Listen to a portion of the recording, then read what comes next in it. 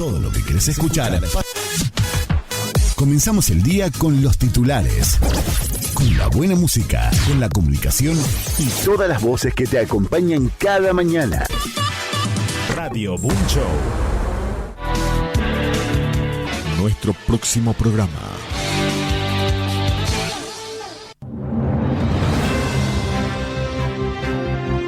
Conectamos con el mundo. Estas son las noticias. Noticias.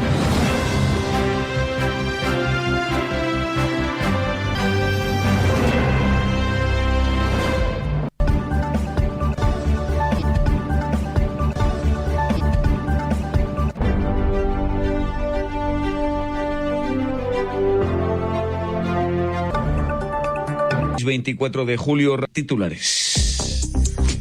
El barril referente de petróleo Brent supera los $100 de nuevo, 102, lejos del precio al que bajaba tras el protocolo de acuerdo alcanzado entre Irán y Estados Unidos a mediados de junio. No hay cambios en el estrecho de Hormuz, persiguen las hostilidades. Irán y Estados Unidos siguen intercambiando fuego hostil y ese alza causada también por la extensión del conflicto en Mar Rojo por la rebelión hutí chiita de Yemen, aliada de Irán. Los países de la Unión Europea llegan a un acuerdo para imponer un nuevo paquete de sanciones contra Rusia, contra sus exportaciones de petróleo, su sector financiero a causa de la guerra en Ucrania. Más de un mes del doble terremoto, ya casi los presos políticos padecen una doble tragedia, denuncian las ONGs de derechos humanos. La primera evaluación del Banco Mundial estima en $20.000 millones los daños físicos directos del doble seísmo. Noticias. مشکل نوع رویکرد آمریکا هست و اون رویکرد غیر منطقی و زیاده خواهانه و سلطه طلبانه. Desde Bagdad, el canciller iraní Abbas Araghchi denunció este jueves la actitud irracional, excesiva y dominadora de Estados Unidos después de una 12ª noche consecutiva de ataques estadounidenses contra el territorio iraní y de represalias iraníes a su vez contra los intereses militares de Estados Unidos que sus aliados regionales albergan en la región. Situación junto a la extensión ahora del conflicto hacia el Mar Rojo que ha colocado el barril referente de petróleo, el Brent, por encima de rozando los $102 la unidad.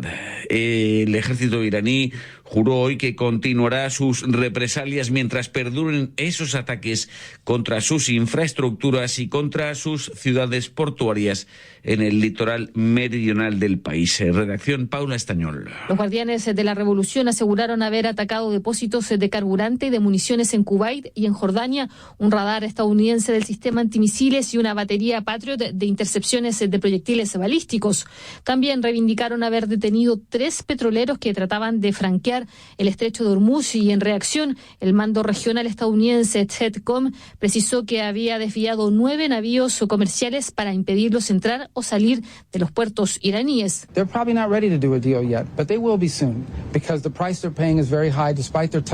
Irán seguirá pagando muy caro, declaró en Manila el jefe de la diplomacia de Estados Unidos, añadiendo que Teherán no está claramente dispuesta a hacer un acuerdo.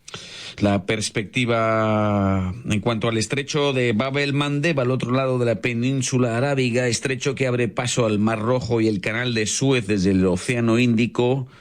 El presidente Donald Trump amenazó a la rebelión yemenita Houthi, aliada de Irán, después de que reivindicara ataques contra 2 petroleros sauditas, extendiendo así el conflicto regional por instrucciones iraníes. Desde la amenaza el lunes de ese bloqueo del estrecho de Bab el-Mandeb en el extremo sur de Yemen por la rebelión Houthi, como ya sucedía en 2023 y 2024, al menos 9 navíos han dado media vuelta en el Mar Rojo. Fernando Carvajal es ex integrante del panel de expertos de la ONU sobre Yemen. Este es un conflicto dinámico donde también tenemos que considerar los últimos casi 11 años de la guerra entre los hutíes en Yemen y Arabia Saudita. No es accidente de que los hutíes atacaron 2 buques petroleros de Arabia Saudita, ¿no? Es un mensaje también no solamente hacia Arabia Saudita, sino hacia el mercado, igual que Hormuz. en un momento donde Arabia Saudita pensaba que gracias a la línea que había conectado del este al oeste, del mar Pérsico al mar Rojo, que ya podía comenzar a exportar más petróleo. La perspectiva de una salida diplomática a esta crisis bélica regional parece cada vez más distante. Situación al borde de lo inimaginable, alertó el secretario general de la ONU, Antonio Guterres, en una reunión del Consejo de Seguridad. Важливо, що сьогодні є рішення по новому пакету санкцій Євросоюзу проти агресії Росії. Nuevo paquete sancción. El presidente ucraniano en Kiev, Volodymyr Zelensky, celebró la adopción de un nuevo paquete de sanciones contra Rusia, 21º, que prioritariamente apunta a sus sectores bancario y energético. En redacción informa Manu Terradillos. El texto adoptado a nivel de embajadores apunta en particular a prolongar durante un año el dispositivo de limitación del precio del petróleo exportado por Rusia a $44 el barril. Sin esa prohibición, el precio del crudo ruso autorizado a la exportación se habría elevado y acercado poco a poco a los precios internacionales. Este 21º paquete de sanciones designa también a 94 instituciones financieras y bancarias rusas, al igual que la Bolsa de Moscú, entidades que caerán ahora bajo régimen completo de sanciones con la congelación de haberes y prohibiciones de viajes y transacciones. También apunta a nuevos navíos de la flota fantasma rusa y nuevas restricciones comerciales destinadas a fragilizar la industria militar rusa. Los responsables rusos tienden a estimar que estas medidas en 4 años ya van 21 paquetes de sanciones, socavan poco a poco el motor económico de la máquina de guerra rusa. Aunque la adopción de este último capítulo ha reflejado de nuevo los intereses particulares de cada país, como Grecia y Bulgaria, antes de alcanzar esa requerida unanimidad. Antonio Sánchez es profesor de Política Económica y Economía Aplicada en la Universidad de Valencia. Conoce bien los casos de Rusia y China. Cambia esencialmente el límite al que se tolera la compra de petróleo ruso, porque luego el problema es que hay otro tipo de medidas también menos trascendentes. Podrían haber otro tipo de medidas, pero lo que ocurre es que dentro de la Unión Europea, como cada uno tiene intereses, no quieren que se apliquen otro tipo de sanciones. Ahí el problema es cuando se toman sanciones tiene un efecto sobre tu propia economía. Entonces lo que pasa es que en la Unión Europea pues hay intereses distintos. En el suroeste de Francia un incendio ha consumido 3.500 hectáreas de pinares, ha forzado la evacuación preventiva de hasta 20.000 personas, en gran parte turistas y veraneantes. En España se decreta hasta ahora una emergencia por los incendios en la región de Madrid y una provincia vecina, la de Ávila, todo ello en la Sierra de Gredos, al menos 10.000 personas evacuadas preventivamente. Anteayer sacamos una señora ahí y a 7-8 metros para abajo conseguimos a los 2 hijos. Nos falta martillo, nos falta soplete, nos falta merilín inalámbrico, o sea, prácticamente estamos trabajando ahí con las manos, ¿sabes? En el litoral norte de Venezuela, 30 días después, un mes, continúan sin cesar las labores de desescombro de 800 edificios de viviendas y demás que colapsaban a causa del doble terremoto el 24 de junio pasado, con 40 segundos, los 2 sismos apenas de intervalo. A prácticamente 5.400 ascendía este miércoles el balance último de fallecidas. 517.000 heridos, 40.000 personas sin albergue o acampando en estadios, plazas y veredas, con escasos sanitarios y poca agua. Entre tanto, además de esas labores de desescombro, de demolición, de las promesas del gobierno de 4.000 viviendas nuevas este año, el doble o más en 2027, arrancan también o ya se han iniciado las labores de inspección de edificios dañados en riesgo. Reportaje con Víctor Amaya. Que quitar el fusil para llegar a la columna. ¿Ves que la grieta no está aquí? No es algo estructural. Casi un mes después de los terremotos que sacudieron la zona central de Venezuela, cada día se inspeccionan decenas de infraestructuras en búsqueda de daños que representen peligro para las personas. Golpear paredes y tumbar frisos para llegar a columnas y vigas es el paso fundamental para determinar si las consecuencias del doble sismo implican un desalojo completo de la estructura. El gobierno de Delcy Rodríguez afirma que ya ha revisado más de 20.000 edificios y aplicando un sistema que han llamado el semáforo, etiquetas de colores para determinar el estatus de una infraestructura. Al frente de esta comisión, el ministro de Transporte, Francisco Garcés. Pero después este amarillo y rojo, en la actualidad, empieza a haber, digamos, una segunda instancia de revisión que va a permitir un estudio más profundo que te va a llevar a inmediatamente reparar con unas guías técnicas que se están dando. En Catia, una populosa comunidad caraqueña, el ingeniero Rigel Sargent de la Comisión Presidencial evaluó varios edificios y le puso etiqueta roja a uno de ellos. Que hay que apuntalar,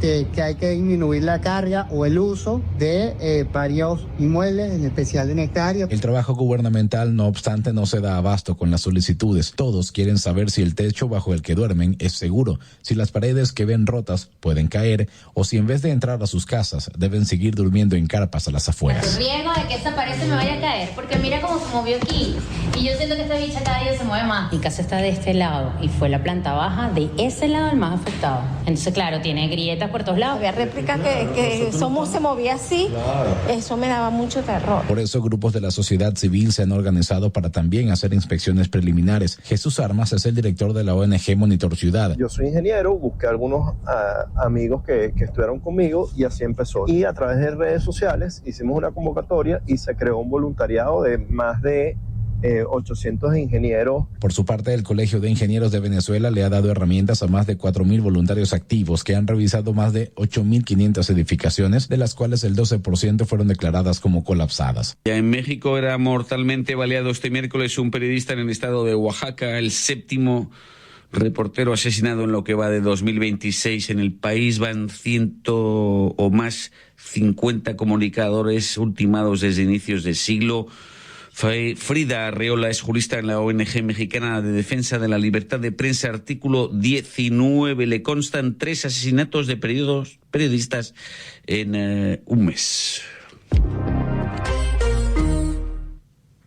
Alejandro Leiva realizaba cobertura de delincuencia organizada y macrocriminalidad. La Fiscalía General de la República atrajo el caso. De nueva cuenta es una laceración al espacio cívico en México, ¿no? Que cada vez más se achica este espacio cívico y esto implica diversos impactos para el ejercicio de la libertad de expresión y de prensa. Pues en muchas ocasiones esto genera autocensura. De manera general en México el 90% de los casos de delitos contra periodistas pues se mantienen en la impunidad. La mayoría de los crímenes contra periodistas pues no se resuelven y esto implica también enviar un mensaje, ¿no? Que atacar a periodistas pues no tiene ningún tipo de sanción. Era Frida Arreola de la ONG de Defensa de la Libertad de Prensa en México, artículo 19, tras ese asesinato de Alejandro Leiva en el estado de Oaxaca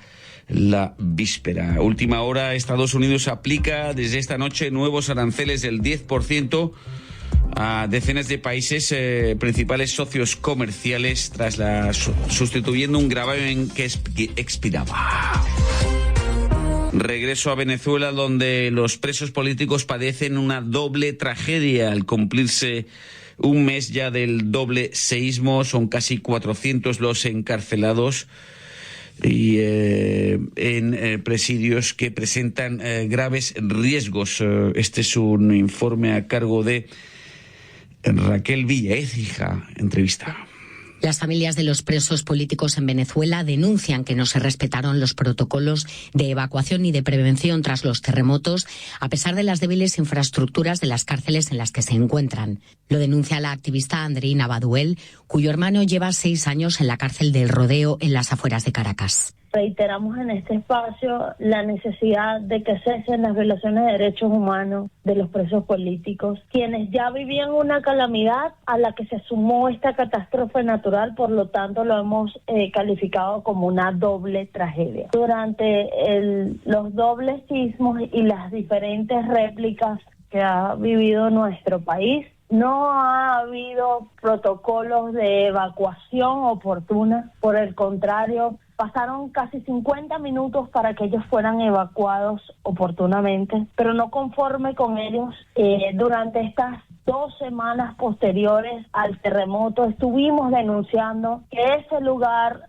tenía infraestructuras que habrían sufrido daños. La respuesta del régimen fue torturarlos, amenazarlos, chantajear a algunos en otras cárceles para obligar a tenerlos encerrados 24/7. Al riesgo que vivieron en las cárceles tras el terremoto se suman las violaciones de derechos humanos, pues según denuncia esta activista, se tortura a los presos y no se les presta asistencia médica cuando lo necesitan, como le ocurrió a su hermano y a su padre. Bueno, lamentablemente es una situación bastante crítica. Josnar Adolfo tiene 6 años y 2 meses presos.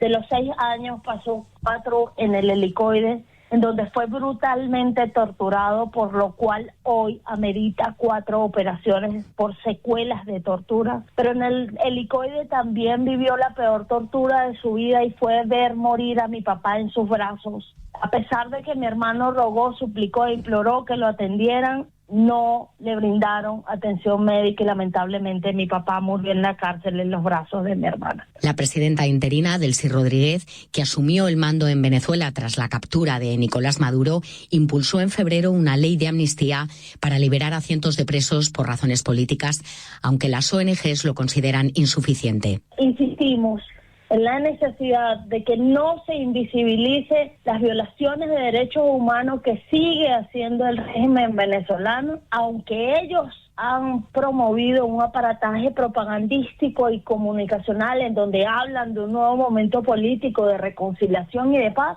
Todavía vemos 500 familias esperando la excarcelación de los nuestros y exigiendo que mientras este proceso pase, ellos sean tratados con respeto y con dignidad. En Venezuela, 372 personas siguen detenidas por motivos políticos, según la ONG Foro Penal, que lidera la defensa de estos detenidos, aunque se calcula que la cifra asciende a más de 500.